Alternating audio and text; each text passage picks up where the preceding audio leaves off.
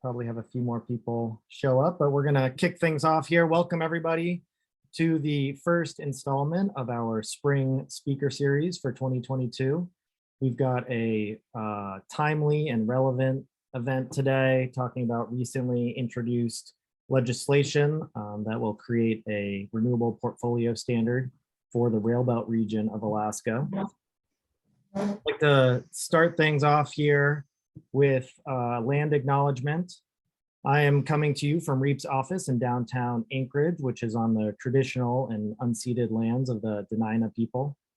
REAP staff live and work throughout the entire state of Alaska, and we recognize the thousands of years of stewardship that Native Alaskans have had over these lands. I'd like to invite everybody to introduce yourselves using the chat function at the bottom of your screen, and please let us know which native lands you're coming from. If you're unsure of which native lands you're on, you can use the link here on the screen, native-land.ca, to identify which lands you are on. While folks are doing that, I'm going to just take care of a couple housekeeping items here. We are recording this webinar, and we'll be posting the recording on YouTube in the coming days, and I will be sending out a follow-up email with that link, so you'll be able to share that with people. Sorry, my screen just switched. Can you see my screen, Chris, still? The slide? Yes. Okay.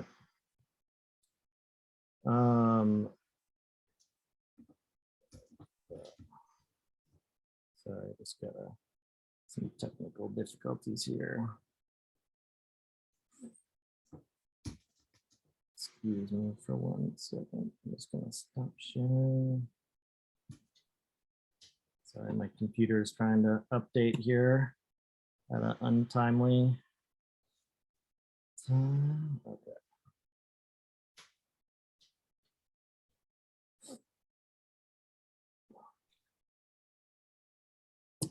So yes, we'll be recording and sharing this, and then we'll start the program off here with a little update from Chris on the legislation, and then the bulk of this session is going to be a question and answer session.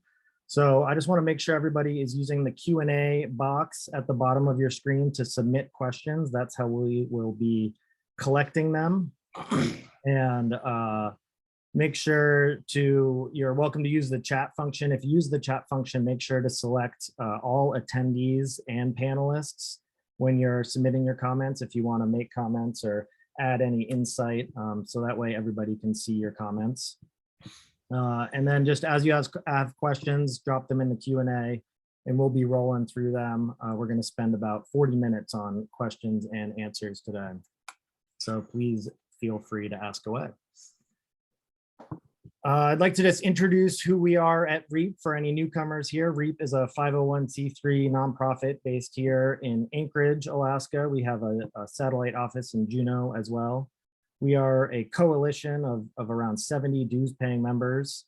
And broadly speaking, we are working to promote and advance clean energy in the state. We define clean energy as both energy efficiency and renewable energy. And we do that through collaborating with our members, individual donors, and partners throughout the state and the nation and worldwide as well. For those of you who have been here before, you probably recognize this slide. We often talk about our work in these 4 pillars here: technology, funding, policy, and people. Technology is the one area we don't necessarily work in, but try to translate. And the other 3 areas are the ones that we kind of focus on: funding clean energy projects, sound policies to create clean energy, and obviously having the people to support all that good work. The bulk of our staff is working in that people sector, and that takes the shape of STEM education. Most of our staff is doing K-12 STEM education, teaching clean energy lessons through the lens of science, technology, engineering, and math. They also do teacher trainings and summer camps. And then we have a variety of partnerships that are collaborative efforts to advance our work.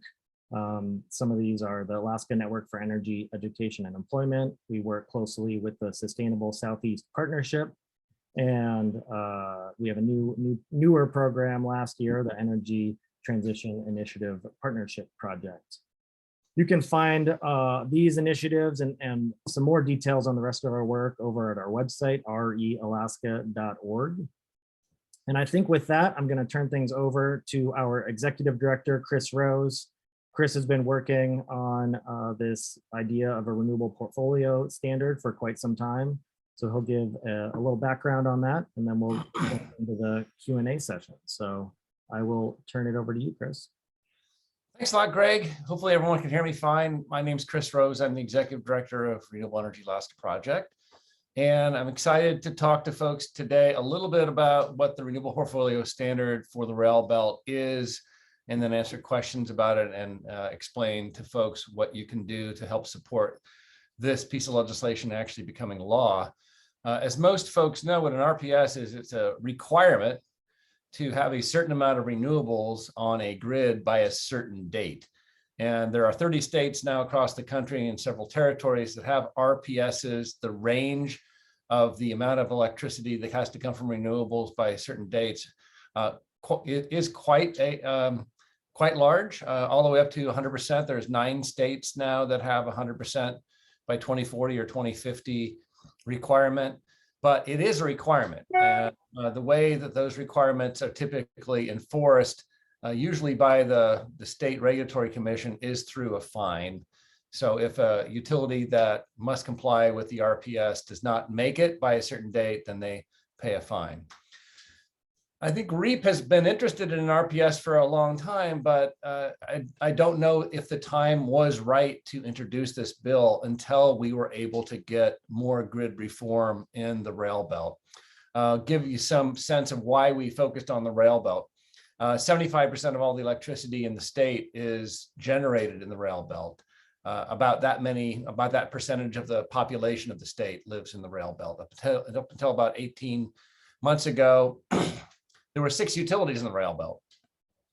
But to give you some sense of scale, those 6 utilities serve the equivalent of half of a power plant in the lower 48. So there have been efforts in the Railbelt for about 40 years to consolidate either the operations and or the planning of the things that go on in the Railbelt. And in 2020, REAP was heavily involved in a piece of legislation that did pass, Senate Bill 123, that requires the Railbelt to establish an electric reliability organization, or an ERO. And the ERO has 2 primary functions: to set and enforce standards region-wide, and also to do regional planning for both generation and transmission for the entire region. That's important. We've never had that in the Railbelt before. And without that kind of an organization, it would have been very difficult to execute a renewable portfolio standard mechanically. There wouldn't have been an organization that actually could do that. If the RPS that has been introduced by Governor Dunleavy this year passes, what it will require is that 20% of all the electricity in the Railbelt be renewable by 2025, 30% by 2030, 55% by 2035, and culminating with 80% in 2040. So you often just hear us talk about the end requirement, which is 80% by 2040, but there are interim milestones there. The way the law would work is there'd be 4 compliance dates then. So December 31st, 2025, and December 31st, 2030, and so on would be the end of that compliance year. And if the utilities were able to demonstrate that they had gotten to those percentages by that date, then they would not be subject to any kind of a fine or what is called an alternative compliance payment in the legislation. I think the requirements are interesting to look at. 20% is about where we are right now. So to give you some perspective, including all the hydro that exists in the Railbelt's currently at about 20% renewable. So we're really going to be looking at that 2030 as the first real compliance year. And that would mean that the Railbelt utilities would have to move from about 20% renewable to 30% renewable in the next 8 years or so, which we believe is quite doable, considering that the Electric Reliability Organization that we hope will become certificated by the RCA, that REAP is actually a part of, will be certificated hopefully by the end of the year, stand up sometime next year, and have its first integrated resource plan for the region done in the next 3 years or so. By that time, if we have an RPS, the RPS becomes a planning constraint for that integrated resource planning process. And by 2025 or so, there should be a plan for how we're going to get to 30% by 2030. Why are we doing this? Well, obviously, Renewable Energy Alaska Project has been promoting renewable energy since 2004 for a number of reasons. But I think in the Railbelt, it's especially concerning that the region is now so dangerously dependent on one source of fuel to generate our electricity. About 80% of all the electricity in the Railbelt is now generated by natural gas from Cook Inlet. And even though that gas is local, it actually costs the utilities in the region about twice as much as natural gas costs for utilities in the lower 48. We are not on the same Henry Hub pricing mechanism in Cook Inlet as the rest of the country. So right now, our gas price is around $8, whereas the lower 48 is inching up above $4 recently with the war in Ukraine, but has been a lot more expensive than the lower 48. So we've got expensive gas. We also have gas that is essentially controlled by a monopoly. Hillcorp controls about 85% of the gas in Cook Inlet. We also have a flat demand, which is not really promoting a lot of incentive for more gas exploration and production. In fact, gas in Cook Inlet has been heavily subsidized, and the state probably cannot sustain those levels of subsidies. And also we have a gas infrastructure system that's quite costly to update and quite old. So there are lots of reasons to change our portfolio from 80% natural gas now in about 18 years from now at 80% renewable. So going from 20% today to another 80%. The integrated resource planning process that the Electric Reliability Organization will have to do under law would be the mechanism to determine what actually gets built, what generation and transmission is the most economically and technically feasible to get to those different milestones in 2030 and 2035 and 2040. The legislation was introduced by Governor Dunleavy early in February after a long process that REAP led starting back about a year ago when we kicked off with our Public Policy Committee a process to look at what other states have done with their renewable portfolio standards and answer a series of questions about the elements of an RPS and how we would want that RPS shaped for Alaska. And that culminated with the Public Policy Committee forwarding a framework policy to the REAP board in September. And we were able to find a willing person in the governor to introduce this bill. So we're in the second year of a 2-year session, unfortunately, meaning that if we don't get this bill passed by whenever the legislature adjourns its regular session this year, which could be either middle of April or middle of May, then the bill would die and we'd have to start over. But I think it's very important that we've been able to start this conversation. The bill got introduced, or I should say got referred to 3 committees on the House side, the House Special Committee on Energy, where the bill sits right now, the House Labor and Commerce Committee, where hopefully the bill will be going soon, and then the House Finance Committee. On the Senate side, it only had 2 referrals, the Senate Labor and Commerce Committee, which has also already heard the bill once, and the Senate Finance Committee. So we have 5 committees to get through in just about 2 months.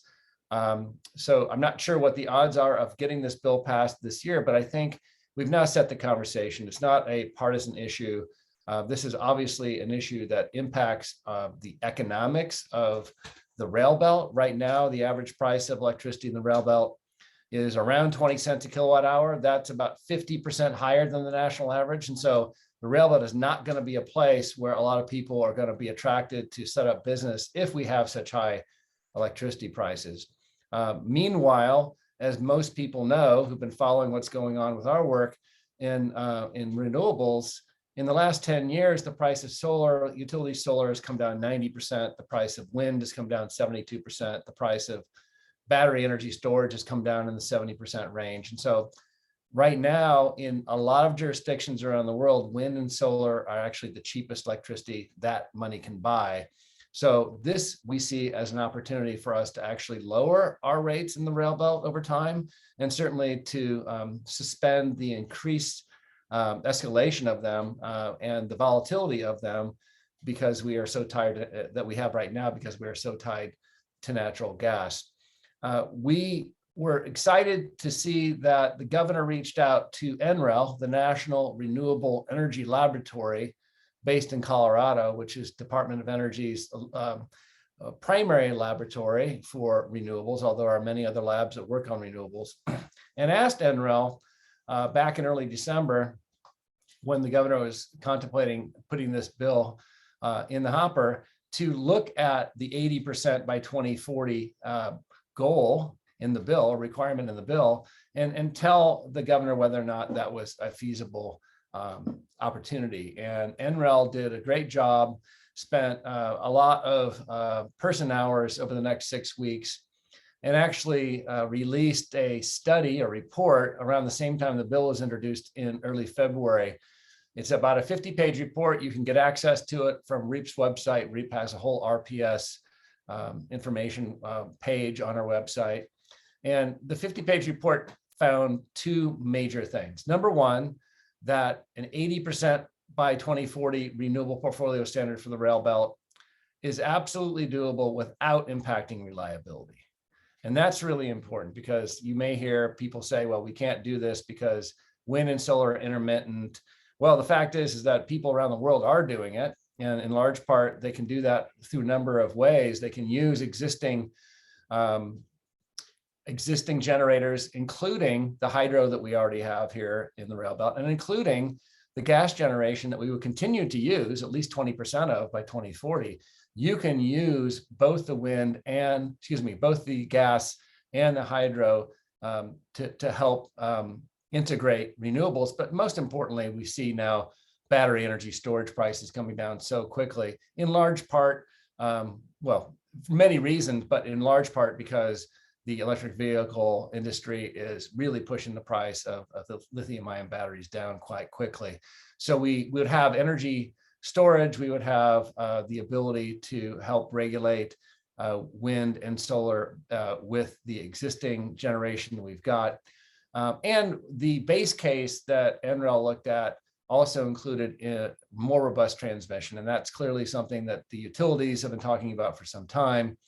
And the Alaska Energy Authority has been talking about for some time, to increase the transmission capacity going north out of Anchorage and going south from Anchorage to the Kenai Peninsula. So in all the cases that NREL looked at, they looked at 5 sample cases to get to 80%. The base case always includes energy storage and transmission upgrades. The second finding, and this was not surprising given the high cost of natural gas in the Railbelt, but the second finding that NREL had was that the fuel cost savings, if we do this, are between $400 and $500 million a year. So between $400 and $500 million a year in fuel cost savings if we are to move to 80% renewables.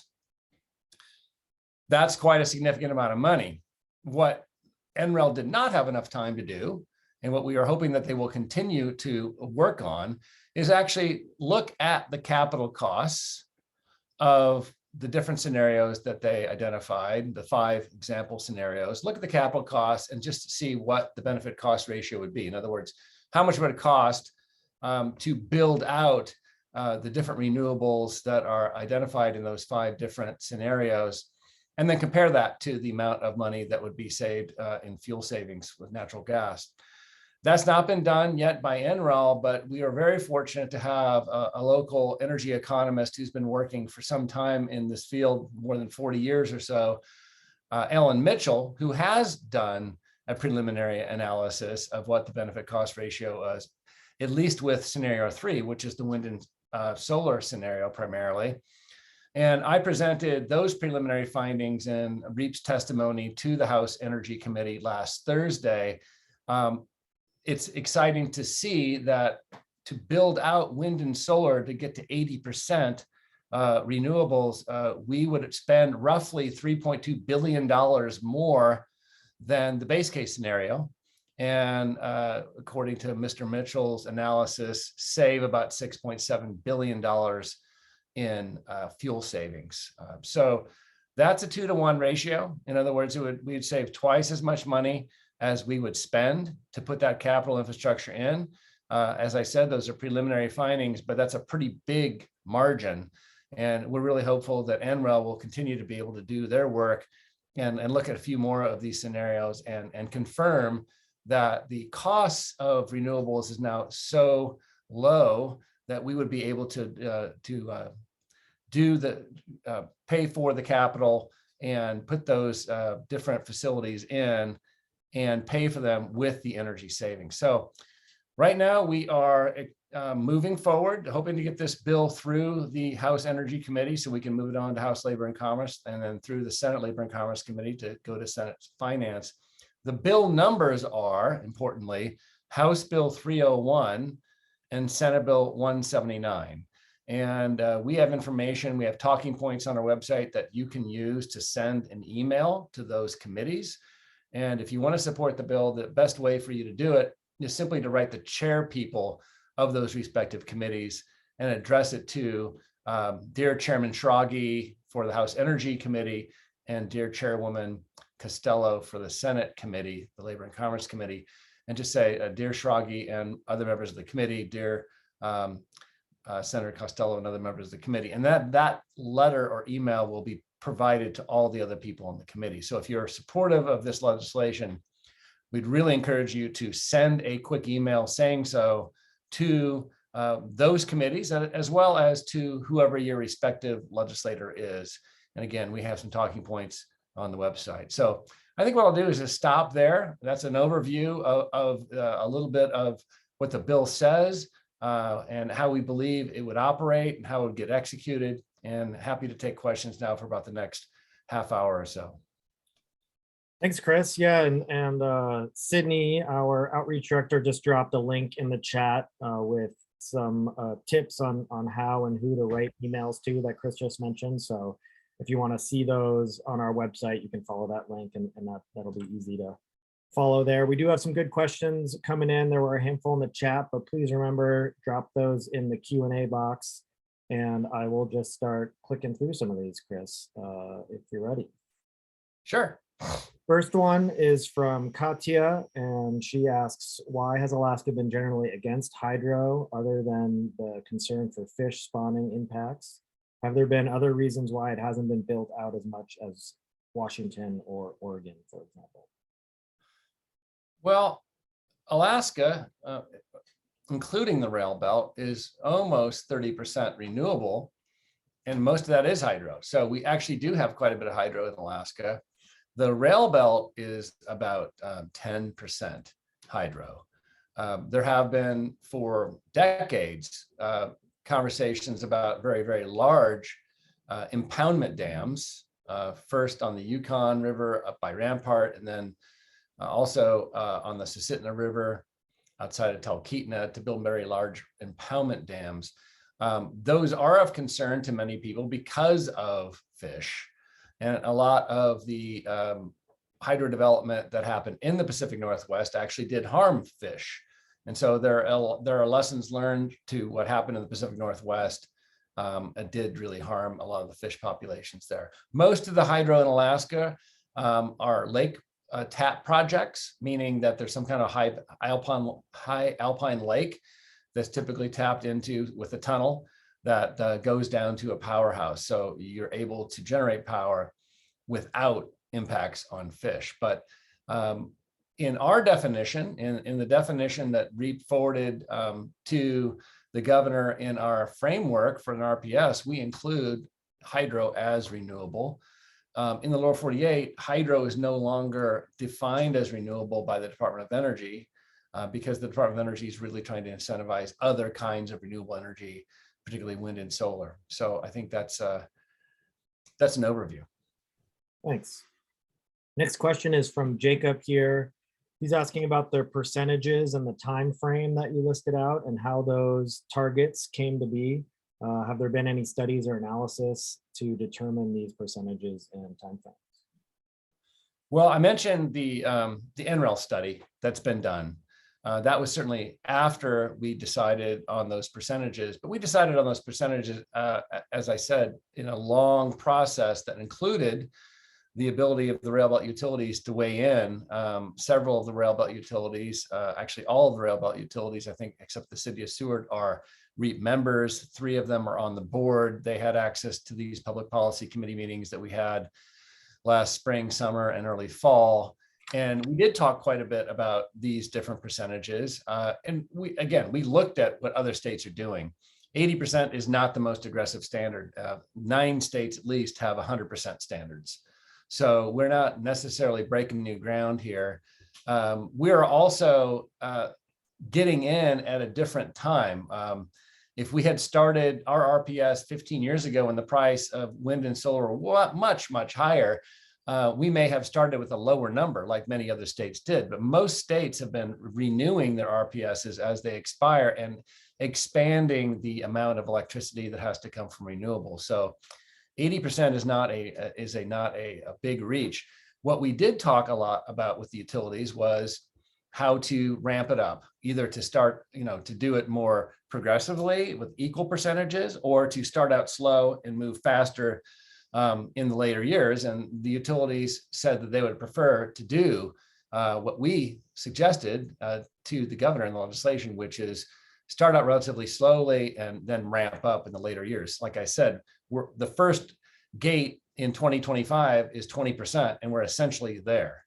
And again, the NREL study looked at the 80%, said it was feasible to do without impacting reliability. So we believe that we are, we're pretty much right in the middle of a lot of what other states are trying to do. And we certainly have the resources that most states would give a lot for. We have all the renewable resources in the Railbelt, and a lot of places that don't have those resources. Thanks. Bill here asks, are the reports that you mentioned referenced online anywhere or otherwise available? I can answer that one. If you go to our website, realaska.org, we've got a blog post up. I believe it's linked on our front page as well. And in that, it links to that NREL report. It's also posted in our library section, resource library section of our website. So yeah, go head on over to our website and you should be able to find those reports. And then I'm going to switch. I think I saw in the chat some chatter about nuclear. And maybe, Chris, you can just speak to why nuclear is not mentioned in the bill at the moment. Sure. I don't think there's any states that identify nuclear as a renewable resource. Plutonium is a finite mineral, so it's not renewable. It is carbon free. And so some states have what are called clean energy standards rather than a renewable portfolio standard. So an RPS is strictly renewable. A clean energy standard could include nuclear. And in fact, in the first committee in the Senate Labor and Commerce Committee hearing that happened a couple of weeks ago, there was testimony from a couple of experts about nuclear, which leads us to wonder whether or not the Senate Labor and Commerce Committee may want to try to add nuclear to the bill, but that would change the entire character of the legislation from an RPS, or a renewable portfolio standard, to a clean energy standard, and may have a lot of other unforeseeable impacts on the way the legislation's been written. Thanks. Simon asks, is the 2 cents per kilowatt hour fine really big enough to drive the utilities to change? Could it be increased in the case of willful non-compliance? It's a great question, because REAP suggested $50 a megawatt hour, or 5 cents a kilowatt hour. So our suggestion, after working on that legislation framework last summer and early fall, was $50 a megawatt hour. And $50 a megawatt hour is actually about the median number across the country. It's about the average. I think the average is $47 a megawatt hour. So we looked at other states and we picked the number that was kind of in the middle. And we believe that that is one of the amendments to the bill we'd like to see, is that the fine actually increase. So that's an excellent point. We don't believe, as introduced, the fine, the $20 a megawatt hour fine is quite enough. Thanks. Now, Tim asks, regarding Alan's costs and savings on the build out of wind and solar, can you clarify the 3.2 billion is a one-time capital expense and the 6.7 billion is a operational savings over time? And can you remind us of what that time frame is? Sure. So for ease of modeling, what Alan Mitchell did was look at a scenario where all of this build out happened in 1 year. Of course, it's not going to happen in 1 year, but we chose 1 year, which is 2035. It's probably going to happen more slowly and gradually and ramp up. But if all of the scenario 3 renewables, which includes a little bit of hydro, 63 megawatts of hydro, and includes biomass, and then mostly wind and solar, if all that were built out in 2035 dollars, it would cost $3.2 billion capital. That does not include any of the battery energy storage or the transmission, because that isn't every base case. That is what the utilities are planning to do no matter what. And the $6.7 billion is based on 22 years of fuel savings. And the 22 years is kind of a melding of the likely life of the solar and wind projects that will be built, because they're not exactly the same life expectancy. What Mr. Mitchell did not consider, which is, I think, unrealistic, is he did not consider that wind and solar prices are going to keep going down. So we're using today's prices in 2035, where it's way more likely that the price of wind and solar will continue to plummet. So this analysis was done with no consideration that wind and solar go down anymore. It also did not consider any increase beyond inflation of natural gas prices beyond 2040. It did not include any extension of the production tax credit, the federal production tax credit. It did not include any kind of carbon tax that we might avoid. So there are many other considerations that could happen that would make that benefit cost analysis look even better. The other thing I probably should mention is that I think Mr. Mitchell did a really good job of being conservative on the cost of wind and solar. He used a 1.94 cost multiplier for wind, because wind will cost more to build in Alaska. There is this Alaska factor, and I can explain how he did that, but I think it's conservative. So almost twice as much to build wind in Alaska, and he used a 1.46 cost multiplier for solar, and that's based on current projects that are already built or are proposed in the Railbelt right now. Great, thanks. Doug asks, what's going on with net metering in Alaska for non-commercial renewable energy generation? And maybe to tie it in, how does net metering factor into this RPS? It's an excellent question. The net metering rule has not changed, so it's essentially still avoided cost. The meaning that the utility must pay what cost they avoid, which is essentially fuel and some operations and maintenance, if they buy power or credit you for the power that they take off of your wind, off of your wind or solar system, typically rooftop solar. The administrative rule that the RCA put out also does not require any of the utilities to net meter more than 3% of their load. And most of the utilities have gone beyond that voluntarily. I think Homer Electric's even asked the RCA to go all the way up to 10%. They're finding that they can do that without impacting reliability. The way it fits into the RPS bill is that there's a provision in the legislation that would allow a utility to use whatever electricity that is credited to a rooftop solar provider to go toward compliance for that utility. So for instance, I'm struggling to not use the word sold because it's really not a sale per se, but if I sell my excess electricity to MEA then that excess electricity, which is solar, could be used by MEA to go toward their compliance. And so we wanted that to be in the bill to incentivize utilities to continue to do net metering, because they can get some benefit from it through the RPS. Thanks. Here's another question from Brian, back to the enforcement mechanisms here. He said, are fines for the non-compliance levied annually or only at the 5-year marks? And he's curious because of the get out of jail free card included in the first period of miscompliance. Maybe you can touch on that. Yeah. Good question.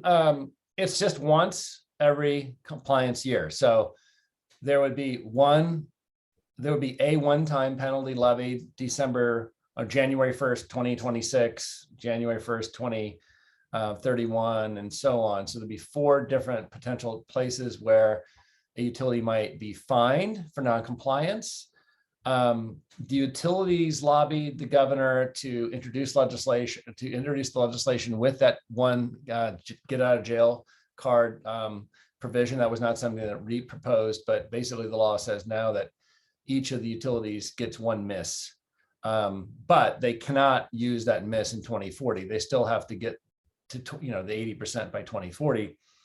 And the other provision that the utilities lobbied to include in the bill is that if the region as a whole complies with the percentage at the compliance year date, then all of the utilities get through the gate, regardless of whether or not all of the utilities individually and respectively actually have that percentage. So in other words, if the utilities together in 2030 are 30% renewable in the Railbelt, then even though one of them may only be, let's say 25%, if the entire region's 30%, then they all get through the gate and they don't have to use one of their get out of jail cards for free at that point. And that will that's realistic, because I think it incentivizes utilities to work together, and it is going to be a regional integrated resource plan that executes this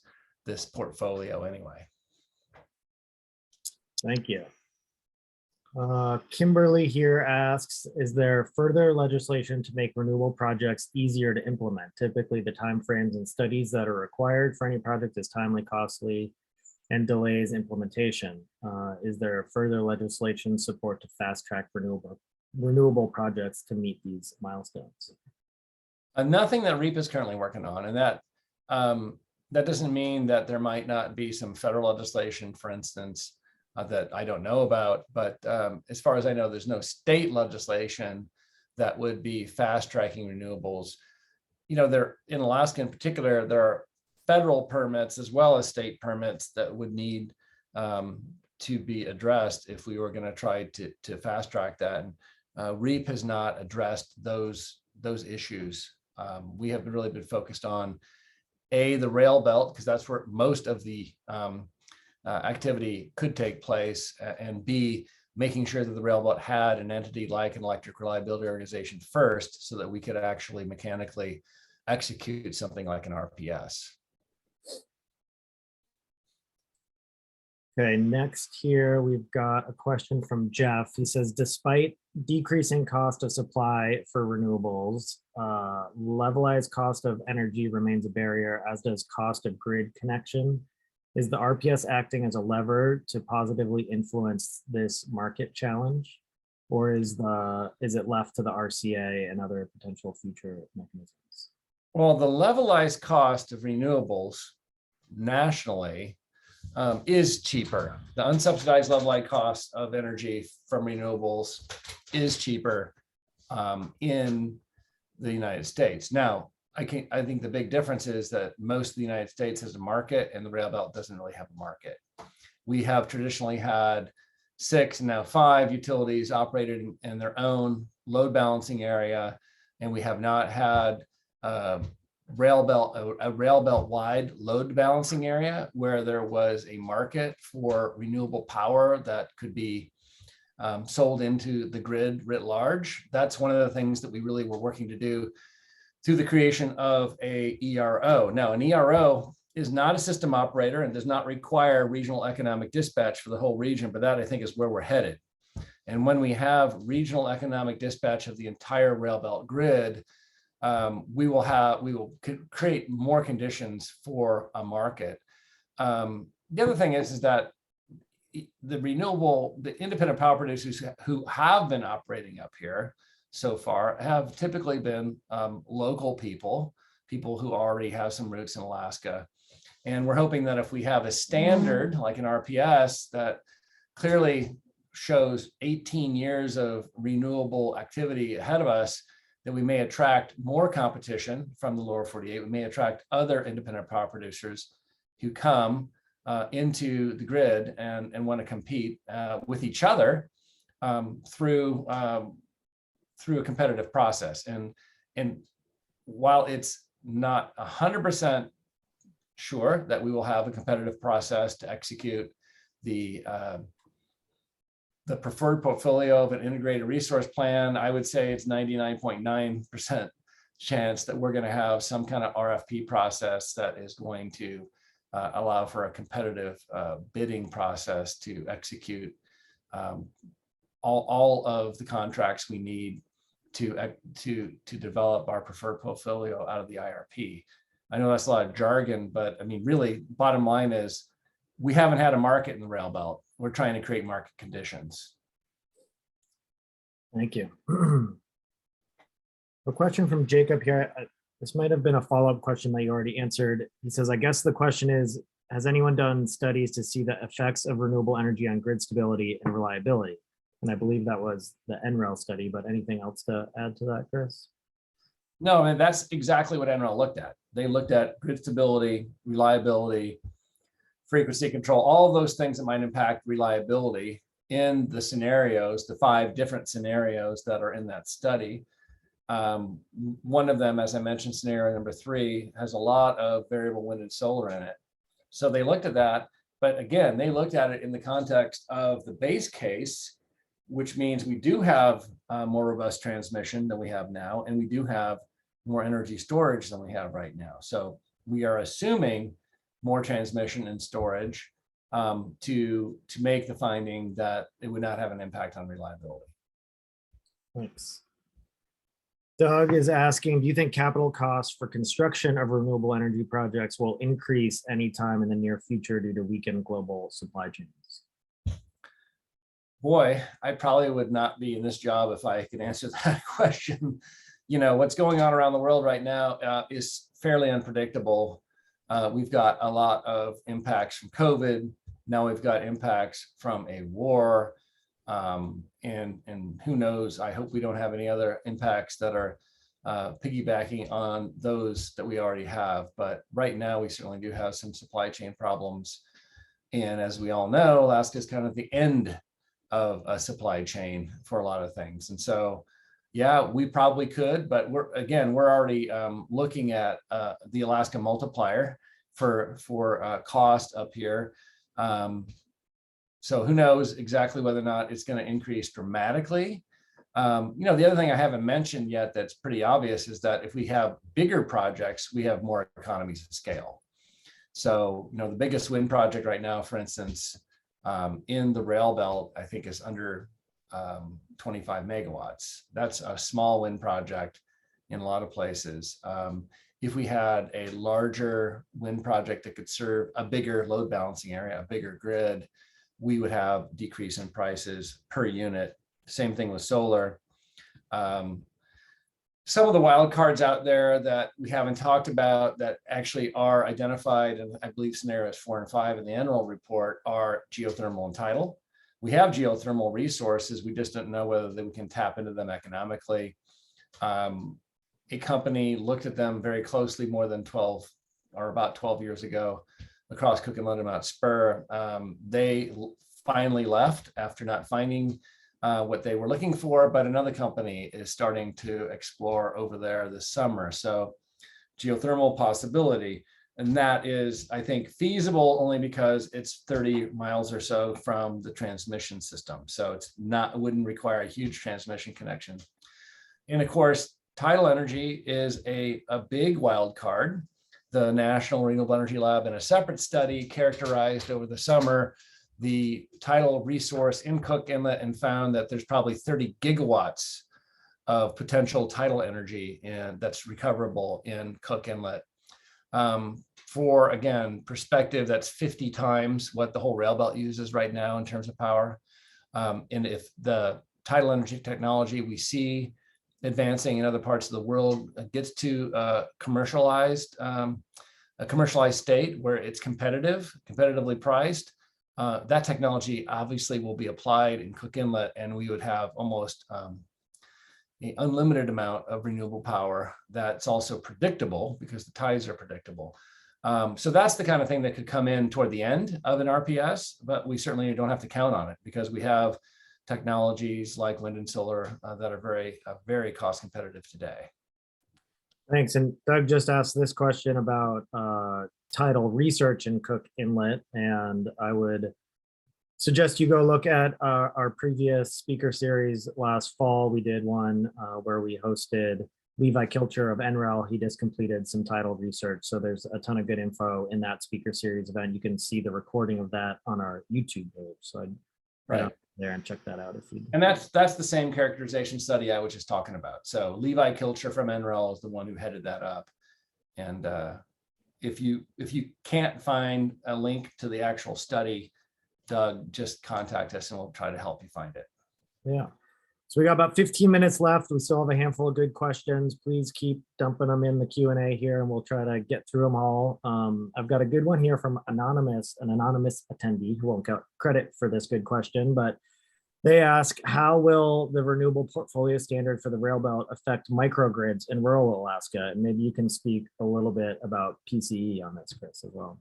Sure. Well, there's at least two benefits. So some of the microgrid developers and operators in rural Alaska have told me that it would be much easier for them to do the work they do in remote parts of the state if there was a bigger renewable energy industry in state. And that in-state renewable energy industry could, of course, be in the Railbelt where most of us live. So if we have an RPS and we have 80% renewable in the Railbelt, that is certainly going to mean a lot more technicians, jobs, experts, and so on who live in Alaska who could be called out to help people in rural Alaska develop and operate and maintain and optimize their projects. So that's benefit number one. Benefit number two is to basically stop the escalating price of electricity in the Railbelt so that the power cost equalization program actually provides some needed benefits to rural Alaska. As most of you know, PCE, power cost equalization, is set up so that the average cost of power, the weighted cost of power in Fairbanks, Anchorage, and Juneau is equalized, or I should say the cost of power in rural Alaska is equalized to that weighted average in the Railbelt and Juneau combined. So as the cost of power goes up in Fairbanks and Anchorage, the floor of the PCE programs keeps going up and up. As I mentioned, the average cost of electricity is 20 cents in the Railbelt now. And, my MEA bill at least was around 13 cents 10 or 12 years ago. So that's a 50% increase. And so the higher it gets in the Railbelt, the less distance there is between the Railbelt and the rest of the state, and therefore less subsidy because you're only trying to equalize to a higher number. So I think that there's at least a couple benefits. And I guess that goes to another reason that, or another question that people might have is why not make it a state RPS? We didn't feel like that was necessary. For instance, in Southeast Alaska, they have a ton of hydro. Many of those communities are already 100% renewable, and they seem to have plenty of incentive to do more of that. Likewise, in rural Alaska, the issue is not whether the utilities want to do renewables. Those utilities are trying to do renewables. There are now 90 microgrids in rural Alaska that use some form of renewables on top of their diesel. It's really the Railbelt utilities that have not been embracing renewables over the last 15 years or so that we're trying to incentivize through this bill. Thanks. Now, another good question from Tim Leach here on the REC market. Can you discuss whether utilities could purchase renewable energy credits as an alternative to compliance? And if so, are there geographic constraints on the source of the RECs? And maybe you can Great. talk about RECs in general a little bit first. Yeah, it's a great question. I didn't necessarily want to get into this in the intro because it is kind of one of those more complex parts of the bill. But essentially, in the lower 48, in many states, a utility that must comply with an RPS may, instead of building their own project, renewable energy project, may buy a renewable energy credit or a REC from another supplier of renewables. And that means, well, they can also just buy the electricity with the renewable energy credit. But a renewable energy credit is the environmental attribute that's associated with a megawatt hour of renewable electricity. So 1 megawatt hour of renewable electricity equals 1 REC. In the lower 48, in many places, you can sell those things separately. You can sell the electricity to somebody, and you can the electrons of one person or one entity, and you can sell the REC to somebody else. As long as the person who's buying the electricity is not also claiming that renewable attribute, that environmental attribute, then the environmental attribute can be unbundled and sold separately to somebody else. Because renewable energy is exploding in the lower 48, in 2020, 75% of all new power plants in the United States were wind or solar. Because it's exploding in the United States, the price of RECs is really low. What we didn't want when we were developing this policy is for the Railbelt utilities to basically just be able to comply by buying those cheap RECs from lower 48 renewable producers. So to Tim's question about the geographic constriction, the bill only allows a REC market within the Railbelt. So that means that none of the utilities can buy a REC from outside of the Railbelt to comply, but they can buy a REC bundled with the electricity from either another utility or an independent power producer. So everything has to happen within the Railbelt geography. But if you're an independent power producer and you must sell renewable electricity to one of the Railbelt utilities, you're going to sell both the electrons bundled with the renewable energy, the environmental attribute, which is the renewable energy credit. So the RECs and the electrons will be bundled, and so that means a utility in the Railbelt could comply by either buying from another utility in the Railbelt or from an independent power producer. But has to be within the REC, just within this intra-Railbelt market. Great, thank you. Question here from Scott Waterman, and he's referring to the NREL study here. What is the cost of the base case compared to scenario 3? I don't have that number in my head. And I don't know whether or not I just don't know what that number is in my head. The base case part of the scenario that we're interested in is the increased transmission and energy storage that the utilities are pursuing no matter what. The utilities are looking at that right now. But I can give you some sense of it just from seeing some of the numbers, flying around over the last decade or so. The Alaska Energy Authority did a transmission study a few years back that estimated we'd need $900 million for the new transmission. That was in a scenario where we had Susitna-Watana, and we would have to build Susitna-Watana, a transmission out to Susitna-Watana. I'm not sure we need $900 million for the new transmission to fortify the grid going north and south from Anchorage, but that's probably a maximum number. And so that's the transmission number.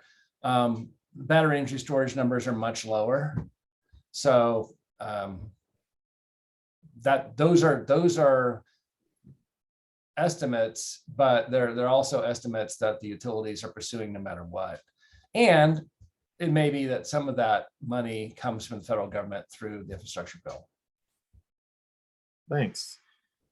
You just mentioned Susitna Watanan. I have a question here about groups that are opposed to that project, if they are supportive of this RPS, and maybe you can just speak a little bit about the role of Susitna Watana in RPS.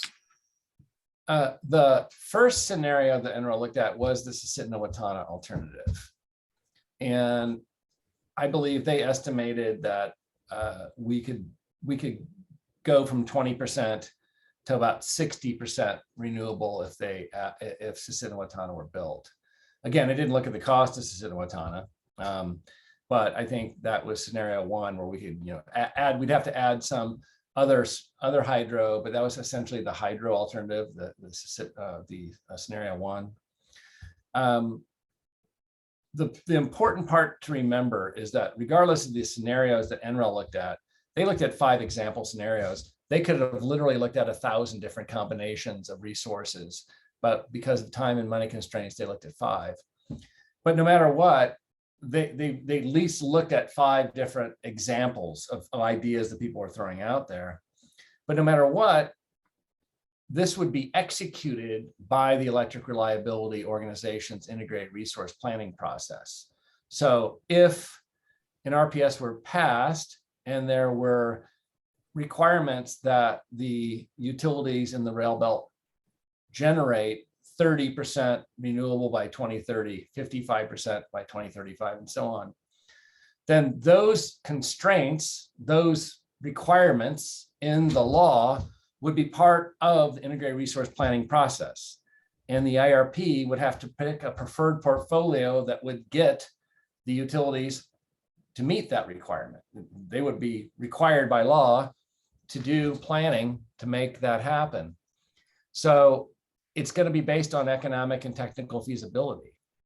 So if the law passes, then whatever is most economically and technically feasible is likely to be what the integrated resource planning process is going to designate as the portfolio that should be built. So just because this passes, if this passes, or when it passes, I hope, it doesn't mandate any particular pathway to get there. But as we've kind of done at least a preliminary analysis, we can see that the cost of wind and solar, at least in 2020 or 2020 prices, is $3.2 billion. Now those might only last 20, 25 years, but those would have to be compared to other scenarios. Sure. Well, we have just a couple minutes left here. I'll try to get through a couple quick ones here before we wrap up. There's a question about Alan Mitchell's analysis. Is that available online anywhere, Chris? Yeah, I believe so. So if you go to the legislature's website, and we can also, if we haven't put it on our website, we can do it. But if you go to the legislature's website, it's part of my presentation that I gave last Thursday. And if you go to House Bill 301 under the legislature's website, and then you go to documents, you will see all the related documents, including my PowerPoint that I gave last Thursday. And one of my PowerPoint slides has a link to Alan Mitchell's actual spreadsheet that he used. Alan was just nice enough to drop a link in the chat to his website, I believe. Awesome. He has it, so that is straight from the source. So I'd recommend clicking that. I'll be sure to share some links after as well, and we can include this in that. Thank you. Yes. And it looks like Aaron also put it in there, so thanks. Yes. And then last question here before we wrap things up. What regions are primed for large wind projects in Alaska? Are there any new areas that you foresee being developed for wind? Well, this is an interesting question because my utility, MEA, has never even prospected for wind in a service area that's the size of West Virginia. So if a bill passes, it's certainly going to require the utilities to do a lot more prospecting, either through anemometers or LIDAR. But there are, I just heard this last week, from somebody who works down at Bradley Lake on an ongoing basis that there are very, very excellent winds down by Bradley Lake. So if the transmission from Bradley Lake were augmented, we might be able to capture wind there. I think the issue is trying to find wind that's not that far away from the existing transmission system. But the other issue is we need to, we need to provide an incentive to the utilities to actually go out and prospect for good wind sites. Thanks, Chris. And it is 1 o'clock, so we will wrap things up here.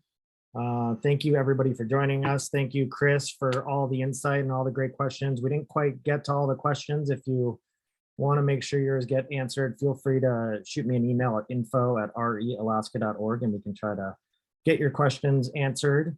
And I just wanted to share our next energy speaker series. We're adding an extra event. So this one's going to be next Wednesday, March 23rd. And we're going to be discussing XR in Alaska. That's extended reality.